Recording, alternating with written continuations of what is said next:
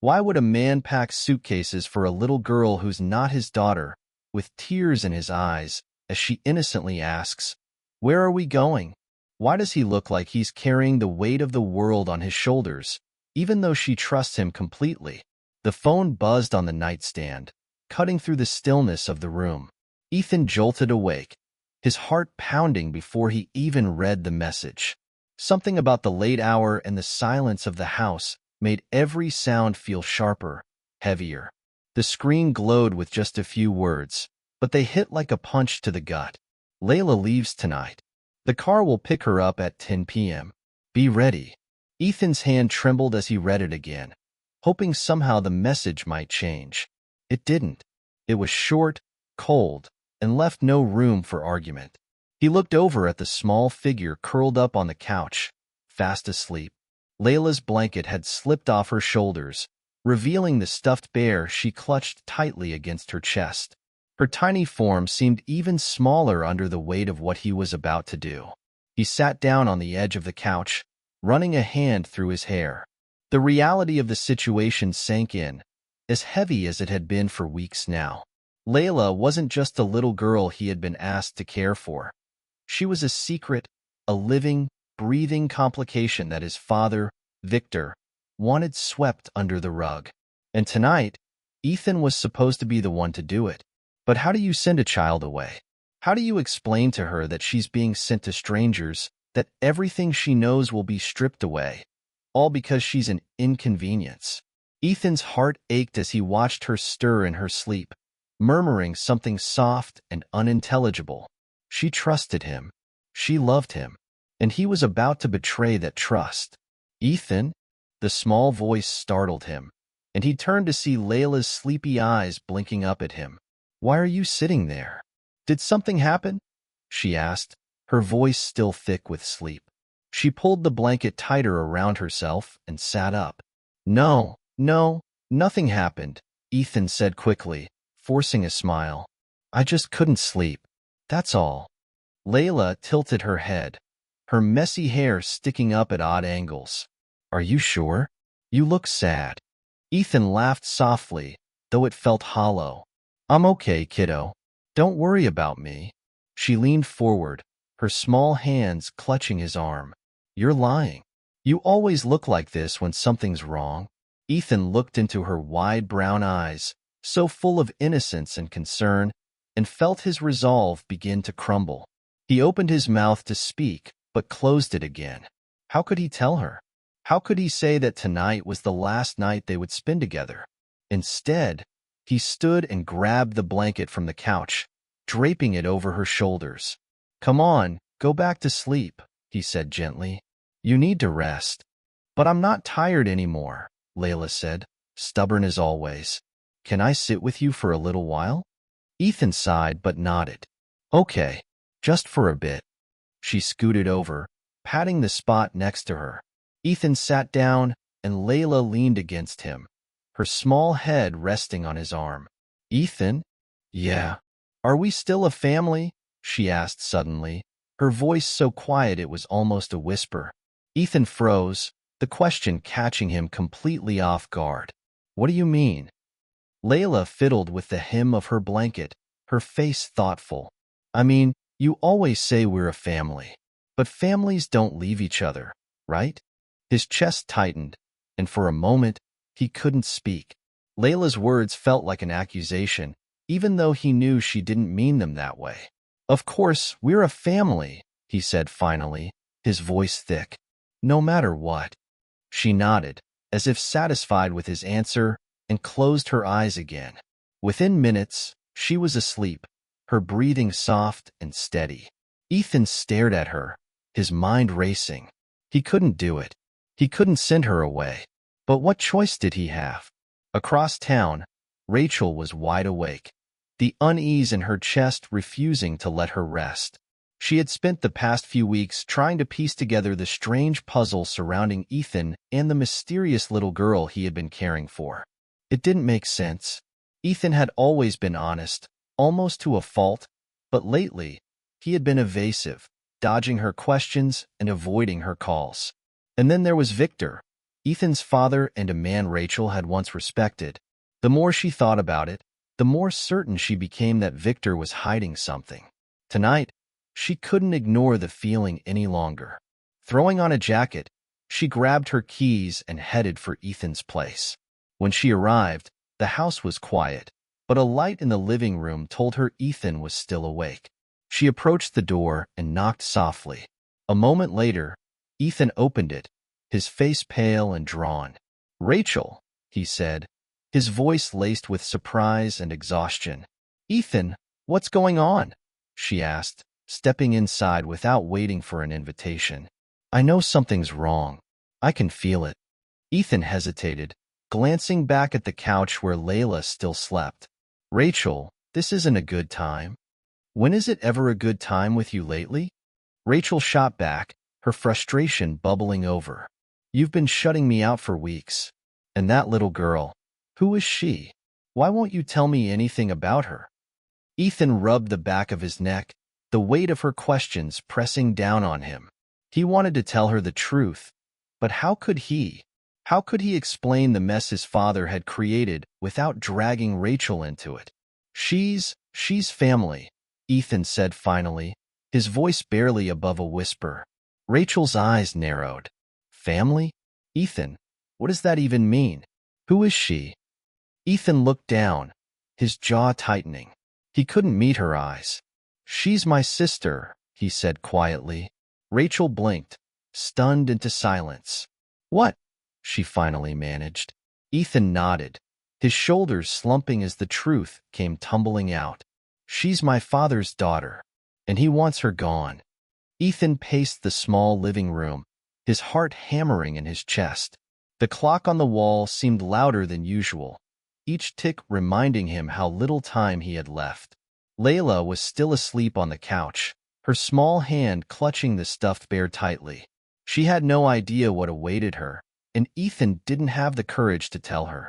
Rachel stood by the doorway, her arms crossed, her sharp gaze fixed on him. "Ethan, you can't just drop a bomb like that and expect me not to have questions," she said, her voice low but insistent. "She's your sister?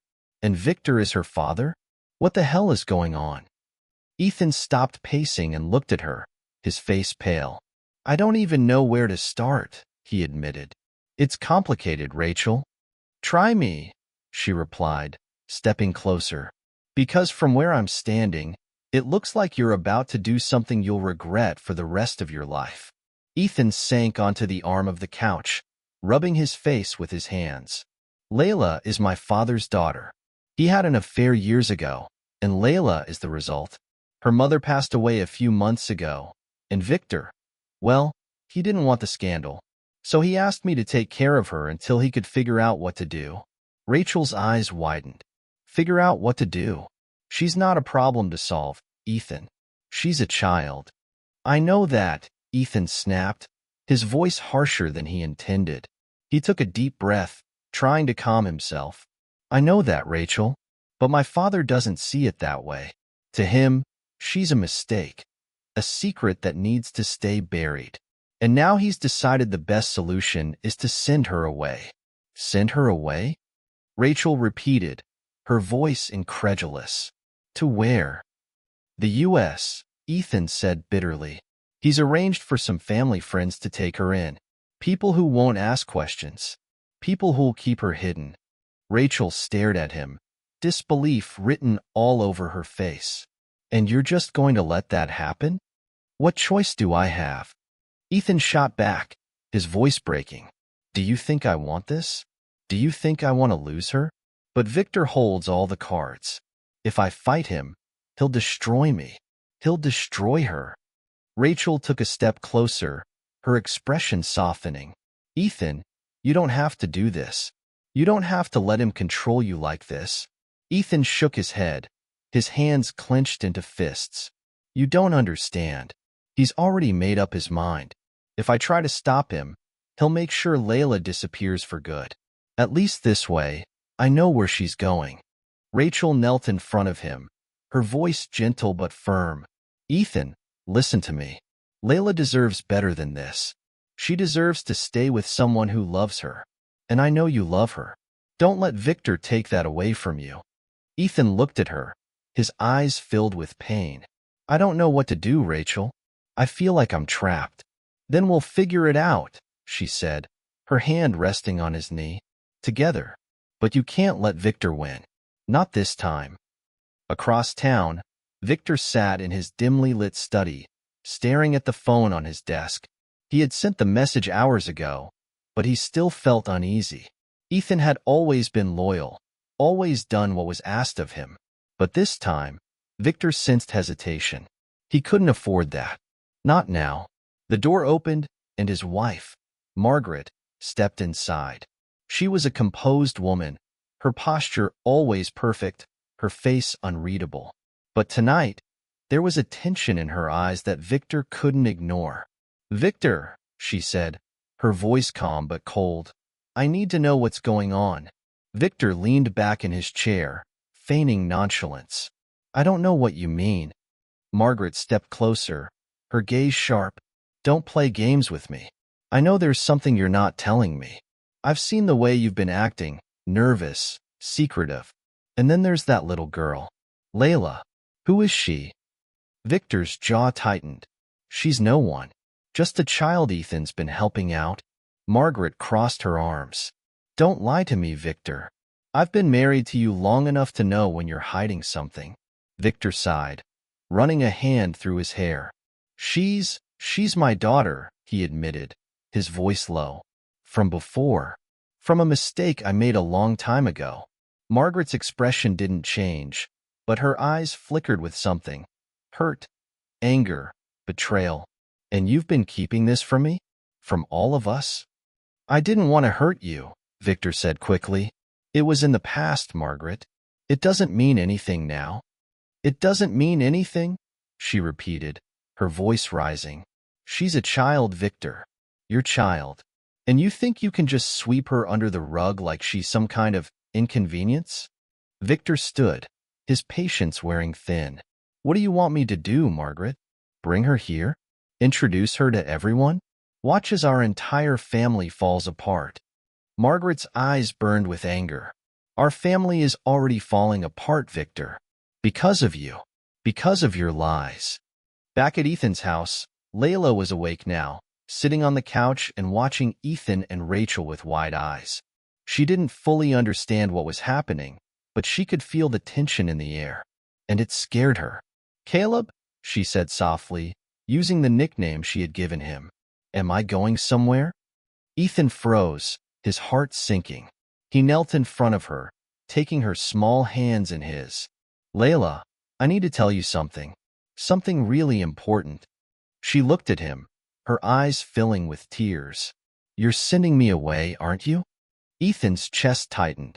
He pulled her into his arms, holding her tightly. I don't want to, he whispered. I don't want to let you go.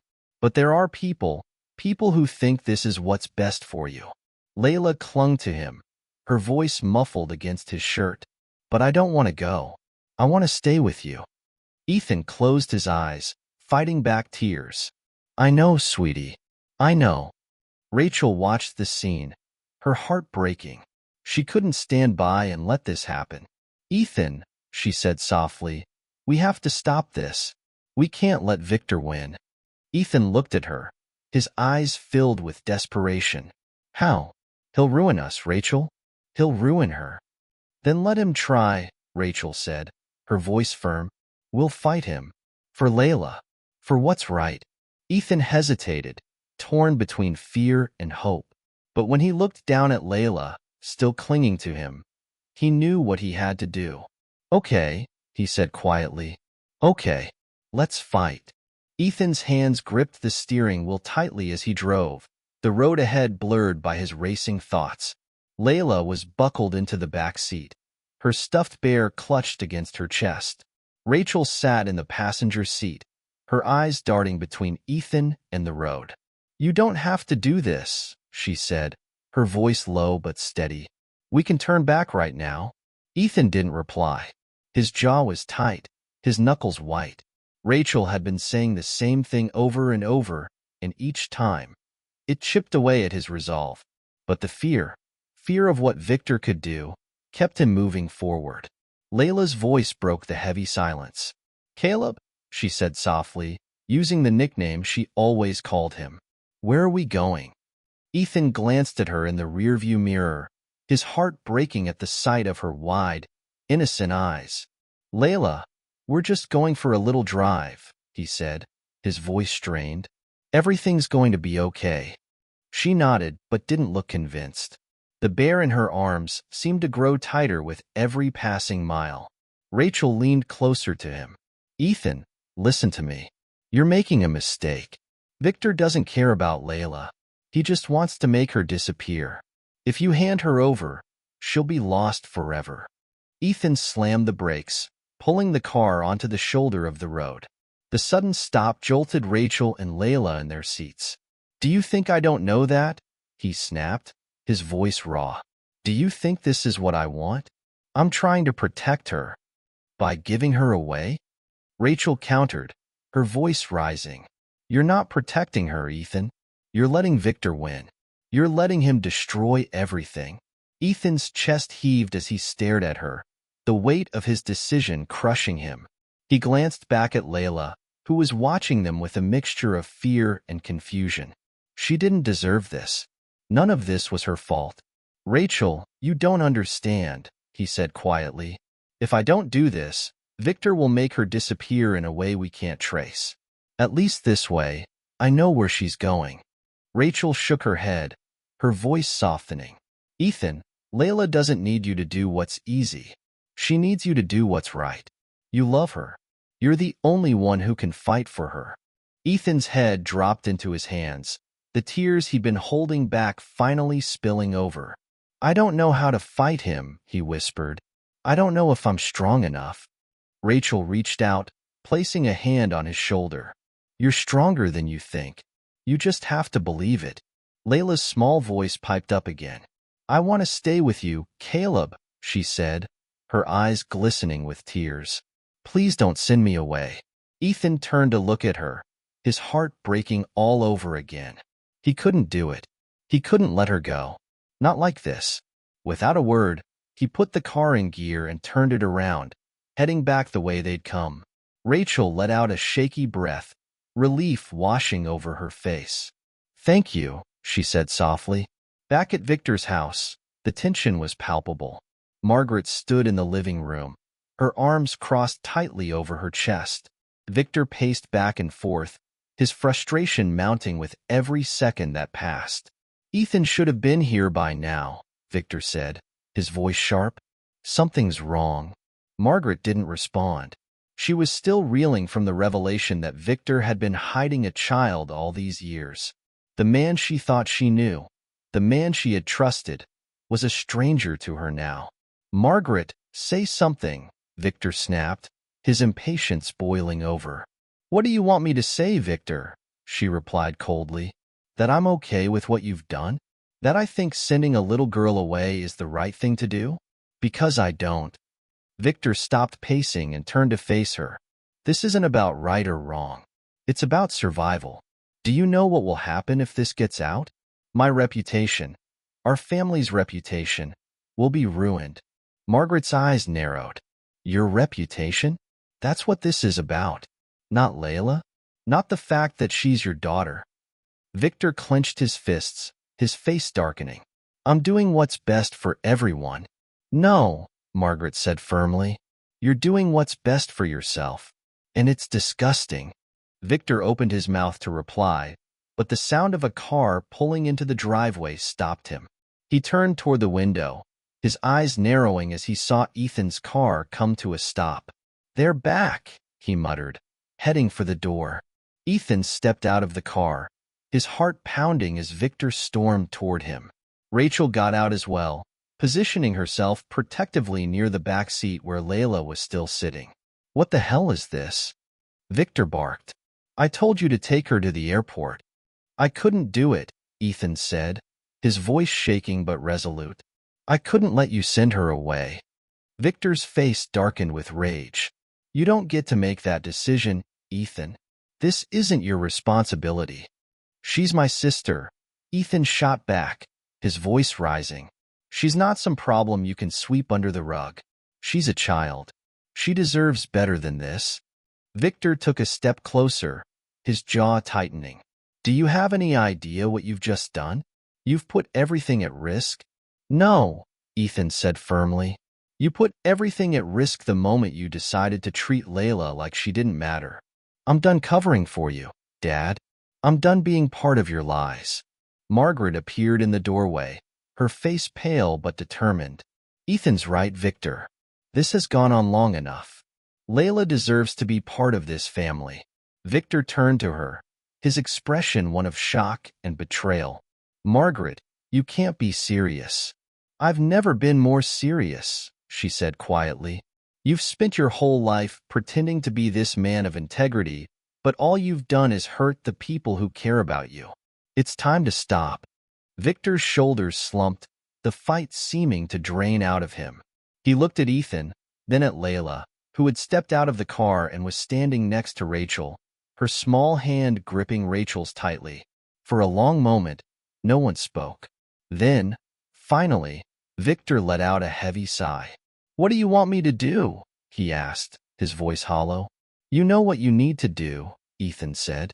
You need to take responsibility. For Layla. For everything. Victor looked at Layla, his face softening for the first time.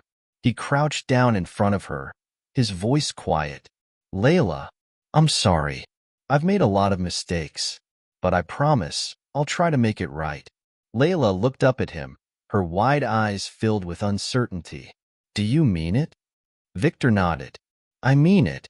Ethan watched the exchange, a mixture of relief and skepticism in his heart. He didn't know if Victor could truly change, but for now, it was a start. The next few days were a whirlwind of change. Ethan filed for temporary custody of Layla, determined to protect her from Victor's influence until he could prove he had truly changed. Rachel stood by his side every step of the way, her unwavering support giving him the strength he needed. Margaret began to rebuild her relationship with Layla, finding small ways to connect with her despite the rocky start. And Victor, well, Victor had a long road ahead of him.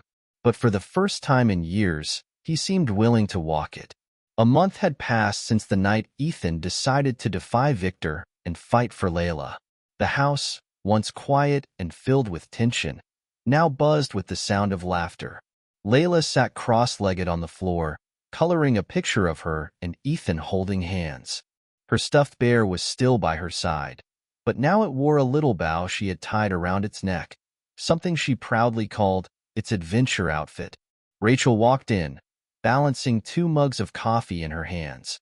I figured you could use a break, she said, handing one to Ethan, who was sitting at the kitchen table surrounded by papers. Thanks, Ethan said, taking the mug with a tired smile. He had spent the past few weeks navigating the complexities of the legal system, filing for custody of Layla, and preparing to take on whatever Victor might throw at him. But despite the exhaustion, he felt lighter than he had in years. Rachel sat down across from him, her expression soft. You're doing great, you know? She's happy. Safe. That's all that matters. Ethan glanced at Layla, who was humming to herself as she colored. I just want to make sure she knows she's not going anywhere, he said. I don't ever want her to feel like she's not wanted. Rachel reached across the table, her hand covering his. She knows. You've done more for her in these few weeks than most people do in a lifetime. Ethan looked at her, gratitude in his eyes. I couldn't have done it without you. Rachel smiled but said nothing, her hand lingering on his for a moment longer before she pulled it back. So, she said, changing the subject, how's Victor handling all this? Ethan sighed, leaning back in his chair. He's trying. He's been meeting with a lawyer to put together some kind of trust for Layla, and he even offered to step aside if it makes things easier with custody. I think he's finally starting to understand what he's done. Rachel raised an eyebrow. Do you believe him? Ethan hesitated. I don't know, but I'm willing to give him the chance to prove it. For Layla's sake. Later that evening, Ethan tucked Layla into bed. She looked up at him with sleepy eyes, her voice soft. Caleb, are you always going to be here? Ethan sat down on the edge of her bed, brushing a strand of hair from her face. "Always," he said. "I promise." She smiled, her eyes fluttering shut. "I love you." "I love you too," he whispered, leaning down to kiss her forehead. As he turned off the light and closed her door, Ethan felt a sense of peace he hadn't known in a long time. Layla was safe. Rachel was by his side. And for the first time, he felt like he was building something good, something worth fighting for. Outside, the stars shone brightly in the night sky, a quiet reminder that even after the darkest storms, light always found its way through.